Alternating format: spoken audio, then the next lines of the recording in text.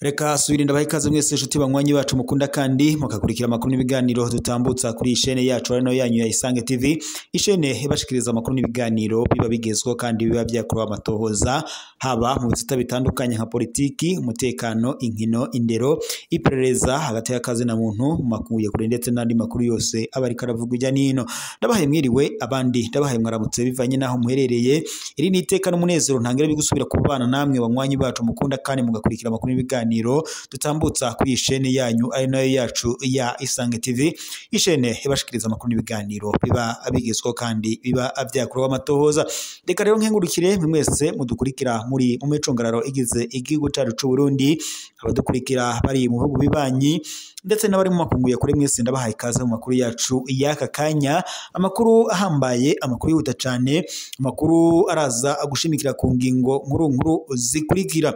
Turaza akunyarukira mu gisata cha politiki ngaha mu Burundi naze turabiri hamwe ndetse n'ibijanye n'umutekano. Turaza akunyarukira ku nama yari yahuje abashikiranganje ba mbere b'ibihugu bitandukanye by'umuryango wa Afrika y'ubuseruko EAC.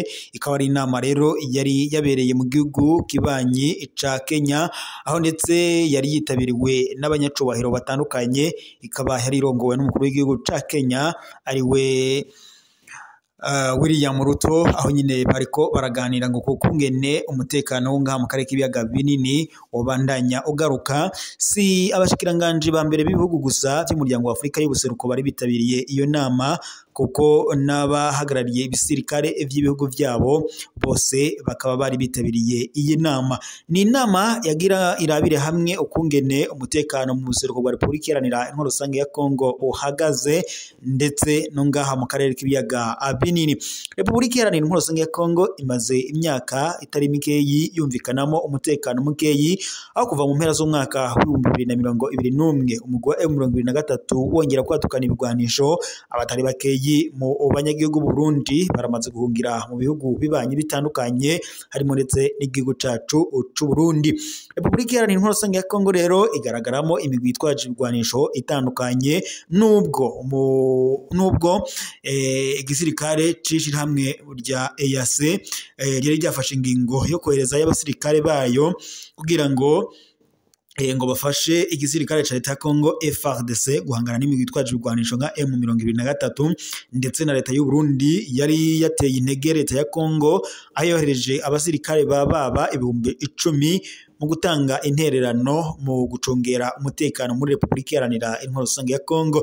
Ni mu gihe kandi Perezida wa Kongo Antoine Félix Tshisekedi Tshilombo aho umugwi wa M23 wamusabye ko oboja mu biganiro yarabyanse, ndetse acatangaza ko yiteguriye gutanguza intambara ku mugwi wa M23. Gusa mu minsi heze hari amakuru yarariko aranuganurwa ndetse byanaciye no kumbuga ngurukana bumenyi zitandukanye, aho rero umugwi wa M23 waruri mu biganiro n'igihugu ca Repubulika Iharanira Intwaro Rusange ya Kongo. Ikaba rero ari ibiganiro vyari byabereye mu gihugu ca Katari, aho byariko birahuza izo mpande zombi kugira ngo barabire hamwe ukuntu imigwi itwaje ibigwanisho muri Kongo yohagarikwa ndetse n'intambara zihari zigabanyuke ndetse n'abanyagihugu babashe kongera kubaho mu mwidegemvyo. Ni mu gihe Repubulika Iharanira Intwaro Rusange ya Kongo yagiriza igihugu kibanyi c'u Rwanda ko arico gishigikiye umugwi wa M23 mu guhungabanya umutekano mu buseruko bwa Repubulika Iharanira Intwaro Rusange ya Kongo. Ni mu gihe kandi leta y'u Rwanda yo idahengeshanya guhakana ivyo vyose yagirizwa yivuye inyuma, ikavuga ko atayihuriye n'umugwi witwaje ibigwanisho wa M23 mu guhungabanya umutekano mu buseruko bwa Repubulika Iharanira Intwaro Rusange ya Kongo. Ni mu gihe kandi ku rundi ruhande leta y'u Rwanda nayo yagiriza leta ya Kongo gufatikanya n'imigwi itwaje ibigwanisho nka FDLR mu gushaka guhungabanya umutekano w'igihugu kibanyi c'u Rwanda. Ni mu gihe kandi na raporo y'impuguke za ONU nayo igaragaza ko Repubulika Iharanira Intwaro Rusange ya Kongo ishigikiye umugwi witwaje ibigwanisho wa FDLR mu gushaka guhungabanya umutekano w'igihugu kibanyi c'u Rwanda, aho Repubulika Iharanira Intwaro Rusange ya Kongo ifasha FDLR mu kuyitiza ibigwanisho, impuzu, ibipfungurwa ndetse n'ibindi byose vyankenerwa abasirikare bakenera nkuko amakuru ndetse na raporo y'ishirahamwe mpuzamakungu ONU yabitomoye. Amakuru rero ahambaye nuko kuri ubu ngubu muri iyo nama yari yitabiriwe ndetse n'abanyacubahiro batandukanye harimo n'umushikiranganje wa mbere w'u Burundi Gervas Ndirakobuca. Kuri ubu ngubu amakuru ari ku rubuga nuko indege yarireruye Gervas Ndirakobuca ubwo yaravuye mu nama ngaho muri Kenya, ikaba ari inama y'umutekano. Amakuru ari ku rubuga ariko aranuganurwa nuko yoba indege yiwe ihanantuwe, ariko bikavuga ko byose byari byateguwe mu mugambi wa Evariste Ndayishimiye, aho rero ngo nawe ashaka kwikiza uyu mushikiranganje kubera ko abona ashobora kuzomutembagaza akubutegetsi. Amakuru rero dufise kuri ubu Gervas Ndirakobuca nuko indege ihanantuwe atarashika no mu gihugu, ariko biriko biravuga ko amatohoza ariko arakorwa kugira ngo hamenyekane ico bagiteye iyo osanganya y'iyo ndege yarireruye Gervas Ndirakobuca umushikiranganje wa mbere w'u Burundi. Naho abanyagihugu b'abakongomani bari mu gahinda bari mu buhungiro mu gihugu c'u Burundi bariko baratabaza amakungu kugira ngo bagire ico babafasha. Buhumuza kwigerekerezo rya 25 mu kakaro y'umwaka ngaha mu Burundi, amakambi y'impunzi ari mu bibazo bikomeye, igabanywa ry'ifashanyo, ihagarirwa ry'umugambi wo kubimura ndetse n'iduga ry'ibiciro ku masoko iri gutuma ubuzima bwanka ndetse ku bantu itsinzi na cyane izi mpunzi z'abakongomani ziri ngaha mu gihugu cacu c'u Burundi. Kuva pamu itanguye kugabanya buke ifashanyo yahora itanga, ingorane zaciye ziyongera. Ibifungurwa vyahora bitangwa byagabanijwemo inshuro zishika zibiri, bikaba byatangajwe ko ngo zizohagarikwa burundu mu kwezi kwa Munyonyo. Kera twarashobora kwigwana ko dukoresheje ibyo twaronka, ariko ubu kubw'ibice 50% by'ibifungurwa dufungura rimwe ku munsi, rimwe na rimwe tukirirwa ubusa. Bikaba bivugwa na Mugisha amaze imyaka itari mike aba mu ikambi ya Kinama iri mu ntara ya Buhumuza ubuseruko bw'u Burundi. Ubwo bukene butuma kandi imiryango myinshi igurisha igice c'ivyo baba bafashe kugira ngo bagure ibindi vyankenerwa, cane nk'amasabuni, impuzu canke ibikoresho byo mu gikoni. Amafaranga ahabwa imiryango imwe n'imwe hafi 23,000 by'amarundi mu mafaranga y'amarundi aba yahawe ngo ntashobora gutuma baronka ibyo bakeneye byose.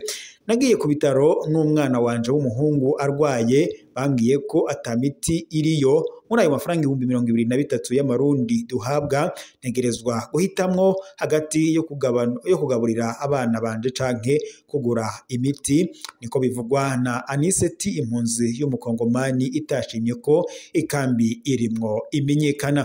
Kuja kwivuza byabaye nk'ibyabatunze kubera ngo ko imiti ikenye mu mavuriro afashwa na HCR, impunzi zisigaye zija kugura imiti ku mazu ayidandaza. Ico ngo kikaba rero kidashoboka kuri beshi muri abo banyagihugu, izo mpunzi nyene z'abakongomani ziri muri izo nkambi. Ivyo kandi bituma gufungura nabi vyongera, co kimwe ndetse n'indwara mu makambi yarimwo izo mpunzi.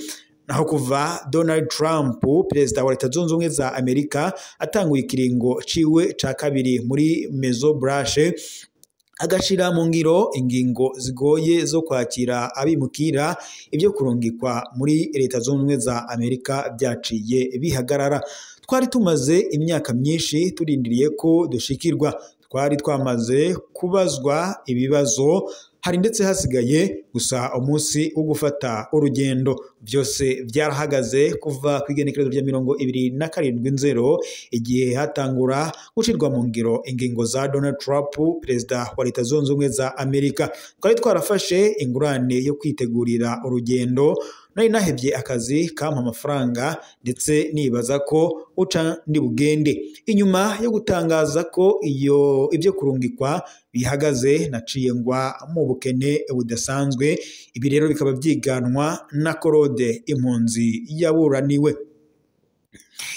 Iyo ngingo kandi yarakoze ku miryango y'impunzi amadosiye yayo yari yamaze gutera imbere kubura ikindi coca gikorwa bituma umwiheburo w'izo mpunzi wiyongera kuri ibyo kandi hiyongera ko iduka ry'ibiciro riri ku murindi munini ngaha mu masoko yegereye amakambi y'impunzi ibiciro by'ibyankenerwa byose byariyongereye cane bigatuma rero baba mu ubuzima bugoye kandi ndetse no gusuma ibifungurwa bisanzwe bikaba biriko biragorana kera